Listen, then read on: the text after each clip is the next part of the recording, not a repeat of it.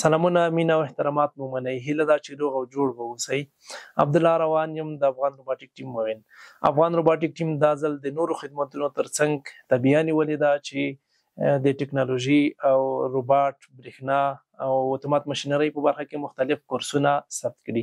دا کورسونه به په پښتو اداري ژبه وي، په عملي او نظري بڼه دي.